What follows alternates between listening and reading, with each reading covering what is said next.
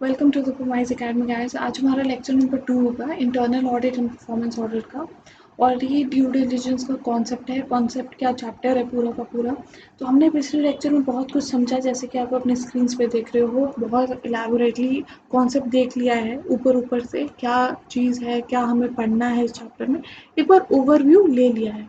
तो अब हम देखेंगे कि एग्जैक्टली हमारे सिलेबस में क्या है, मतलब वर्ड बाय वर्ड एक बार देख लेंगे कि क्या टॉपिक्स है, क्या क्या कवर्ड है। ठीक है, कुछ हम ये भी देखेंगे कि हमारे में क्या कवर्ड है, हमारे में कुछ लिमिट्स कवर्ड है।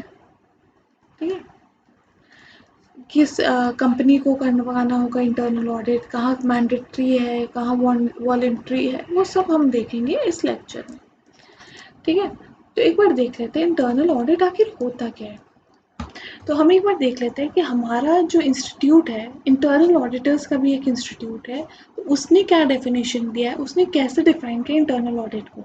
उसके बाद हम देखेंगे लिमिट्स कौन से सेक्शन में है, कौन से रूल में। तो एक बार हम फिर भी सेक्शन नंबर देख लेते हैं। Section number is 179, appointment. ठीक है, पावर्स ऑफ बोर्ड। और फिर है रूल नंबर, कौन सा है, रूल नंबर 8। ठीक है, इसके बाद हम देखेंगे कि क्या डेफिनेशन है। डेफिनेशन क्या है, internal audit is the independent. देखो, audit is an independent activity. ठीक है, ऑब्जेक्टिव अश्योरेंस मतलब एक ऑब्जेक्टिव, एक रैशनल तरीके से अश्योर करना, क्योंकि आपको 100% ये गारंटी नहीं दे सकता कि आपका बुक्स सही है।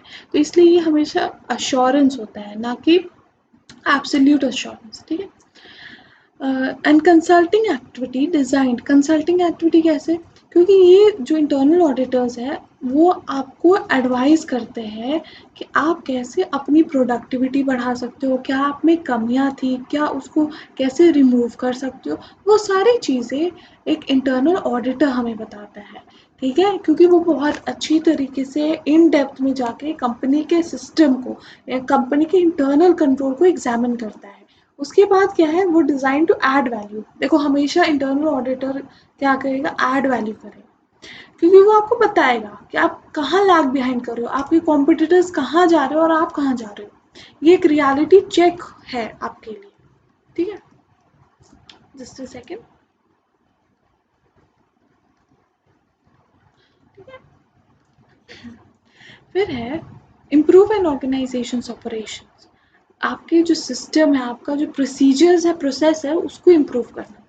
It helps an organization accomplish its objectives, क्योंकि आप जानते हो स्टैंडर्ड 12 से हमने पढ़ा है कि ऑर्गेनाइजेशन एक स्पेसिफाइड ऑब्जेक्टिव के लिए बनता है। उस ऑब्जेक्टिव को अकम्प्लिश करने के लिए मैनेजमेंट, एम्प्लॉयज़, वर्कर्स, स्टाफ सब मिलकर मेहनत करते हैं। तो उसी चीज़ को हम अकम्प्लिश कर सकते हैं कैसे, by bringing a systematic disciplined approach to evaluate and improve the effectiveness.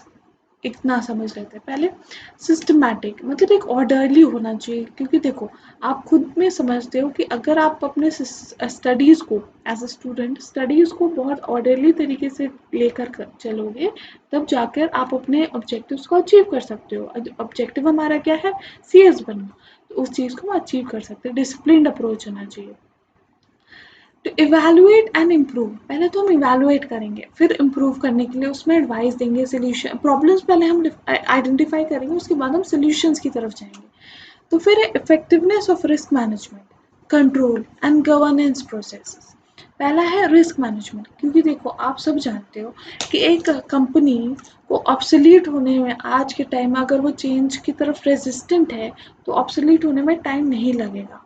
तो इसीलिए ये चीज़ कही गई है, हमेशा अपने इन्वायरमेंट, जो हमारा इंटरनल इन्वायरमेंट है और जो एक्सटर्नल इन्वायरमेंट है, उसको एनालाइज करते चलो, उसको स्वोट एनालिसिस करो। बहुत सारे स्ट्रैटेजिक मैनेजमेंट के सिलेबस में हम ये सब पढ़ते हैं पूरा का पूरा, कि क्या क्या चीज़ें, क्या क्या प्रॉब्लम्स हैं और क्या स्ट्रैटेजीज हम अप्लाई कर सकते हैं, तो वो सब हम अप्लाई करेंगे। फिर जो कंट्रोल है, जो हमारा इंटरनल कंट्रोल है, बेसिकली यहाँ पे बात की गई है, उसको ध्यान से देखेंगे, उसमें क्या कमियां हैं, उसको हम कैसे इम्प्रूव कर सकते हैं, कैसे चेंजिंग टाइम्स के साथ उसको चेंज कर सकते हैं। फिर गवर्नेंस प्रोसेसेस, गवर्नेंस तो आप जानते हो, तो उन सारे प्रोसेसेस को इम्प्रूव करना हमारी जिम्मेदारी है, इंटरनल ऑडिटर की जिम्मेदारी है।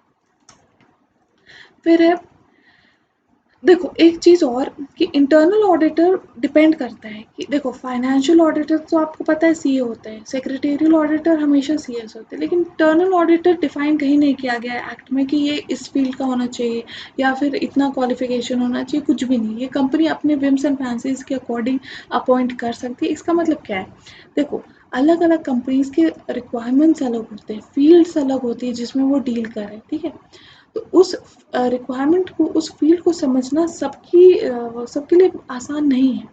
तो जो जो पर्सन उस चीज़ को समझे, उस चीज़ को एनालाइज करे या उस फील्ड में ऐड वैल्यू करने का काम कर सके, उस पर्सन को ही हम अपॉइंट करते हैं। अगर वो हमारी टेक्नोलॉजिकल कंपनी है, हमारी समझो गेमिंग कंपनी है, तो हम उस पर्सन को अपॉइंट करेंगे जो गेमिंग का कोड है वो उसको समझ सके, जो हमारी प्रॉब्लम्स एरर्स है सिस्टम्स में उसको समझ सके। बिल्कुल उसी तरीके से हम वैसे ही इंसान को अपॉइंट कर सकते हैं। फिर है independence is established by the organizational and reporting structure. देखो इंडिपेंडेंस कैसे इस्टेब्लिश होता है, आपने तो दो तरीके के ऑर्गेनाइजेशंस पढ़े होंगे, एक होता है सेंट्रलाइज्ड और दूसरा होता है डिसेंट्रलाइज्ड डिसीजन मेकिंग बेसिकली।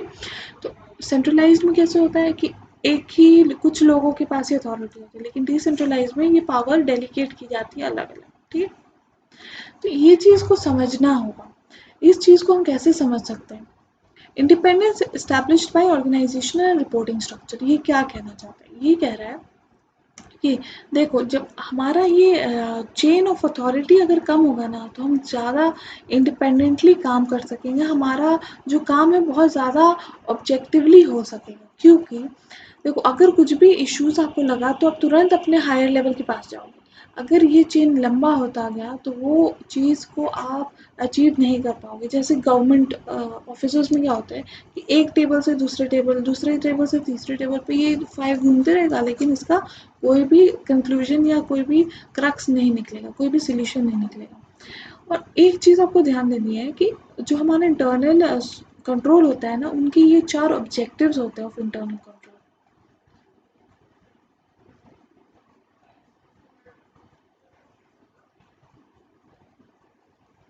पहला है सेफ गार्डिंग ऑफ एसेट्स। ये तो आप समझ सकते हो इजीली कि हमारा कोई भी अनऑथराइज्ड एक्सेस नहीं होना चाहिए, या फिर हमारा अ, कोई भी पर्सन अगर जाता है हमारे गोडाउन में, तो उसके पास एक प्रॉपर अथॉराइज लेटर होना चाहिए। जो हमारा गार्ड है उसके पास प्रॉपर रिकॉर्ड्स होने चाहिए, कौन आता है, कौन कितने इन्वेंट्री को लेके जाता है, या फिर अगर परचेज हमने किया है तो वो प्रॉपरली उस गोडाउन में रखा जाए। वो सब कुछ देखना पड़ता है। Effectiveness and efficiency of operations, हमारा वेस्टेज तो नहीं हो रहा, अगर हो रहा है तो उसको कम करना, या फिर जो हमारे ऑपरेशंस है उसको देखना कि हमारा प्रोडक्शन कैसे चल रहा है, उसके स्टाफ कैसे काम कर रहे हैं।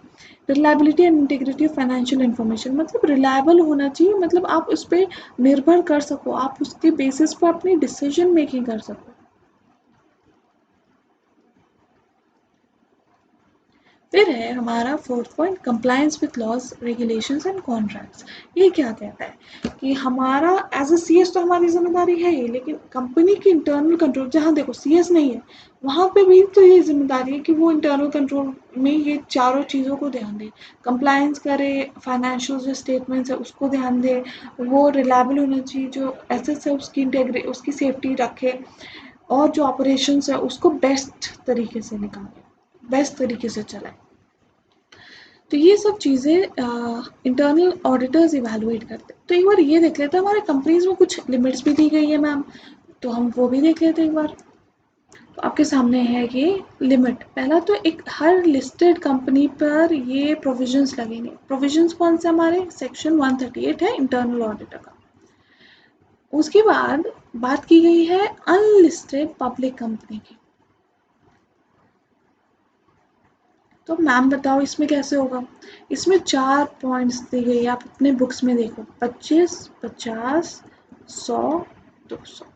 ये डबल होते जा रहा है, डबल डबल डबल, ठीक है। ऐसे ही याद करने के ये सब कुछ टेक्निक्स है, आई नो कि फिर भी कंफ्यूजन होता है, लेकिन कंफ्यूजन तभी आप अवॉइड कर सकते हो जब आप रिवाइज करोगे बहुत।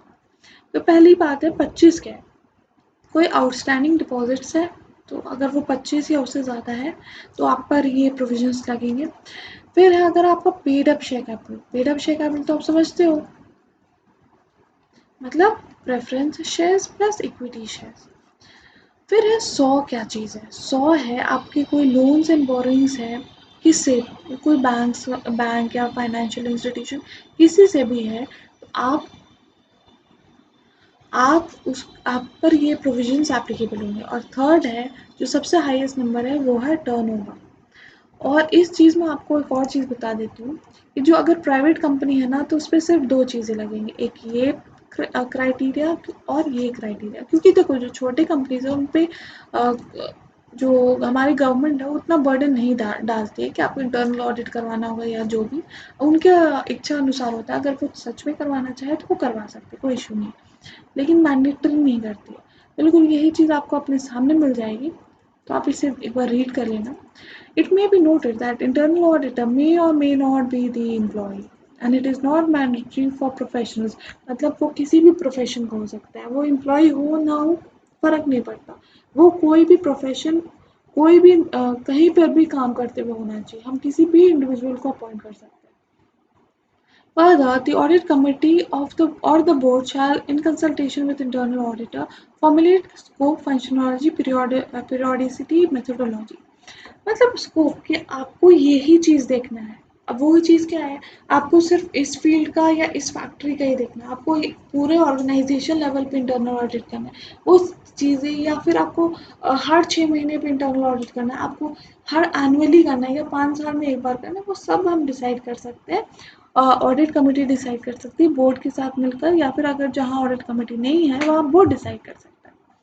या does not prescribes any time frame, क्योंकि देखो ये अपने ऑर्गेनाइजेशन के खुद के वेलफेयर के लिए ये प्रोविज़न को बनाया गया है ताकि अपने ऑर्गेनाइजेशन को अच्छी तरीके से चलता हुआ कर सके, चलाए अच्छे से जो हमारी मैनेजमेंट है, ठीक है। Internal audit is perform by professionals with in depth understanding of business culture, systems and processes, ठीक है।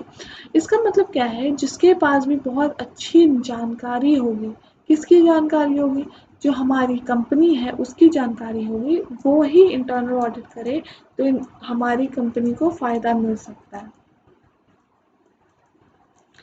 ठीक है। अपॉइंटमेंट ऑफ इंटरनल ऑडिटर, ये हमने एक बार सेक्शन तो देख ही लिया है, बाकी हम देखेंगे नेक्स्ट लेक्चर में। Bye bye.